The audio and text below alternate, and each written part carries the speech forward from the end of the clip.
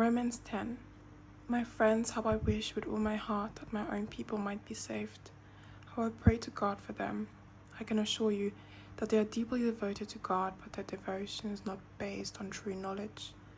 They have not known the way in which God puts people right with himself, and instead they have tried to set up their own way, and so they did not submit themselves to God's way of putting people right. For Christ has brought the law to an end, so that everyone who believes is put right with God.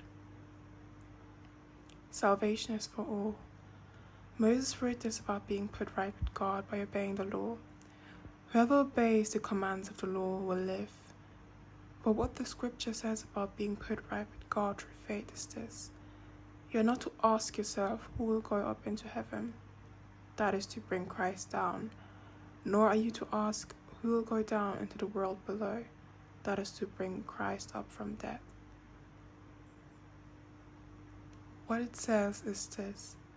God's message is near you, on your lips and in your heart. That is the message of faith that we preach. If you confess that Jesus is Lord and believe that God raised him from dead, you will be saved. For it is by our faith that we are put right with God. It is by our confession that we are saved. The scripture says, whoever believes in him will not be disappointed. This includes everyone, because there's no difference between Jews and Gentiles. God is the same Lord of all and richly blesses all who call to him. As the scripture says, everyone who calls out to the Lord for help will be saved. But how can they call to him for help if they have not believed? And how can they believe if they have not heard the message? And how can they hear if the message is not proclaimed? And how can the message be proclaimed if the messengers are not sent out? As the scripture says, how wonderful is the coming of messengers who bring good news. But not all have accepted the good news. Isaiah himself said, Lord, who believed our message? So then faith comes from hearing the message, and the message comes through preaching Christ. But I ask, is it true that they did not hear the message?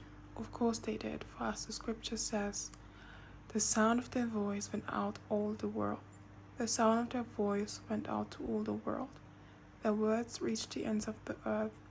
Again I ask, did the people of Israel not understand? Moses himself is the first one to answer.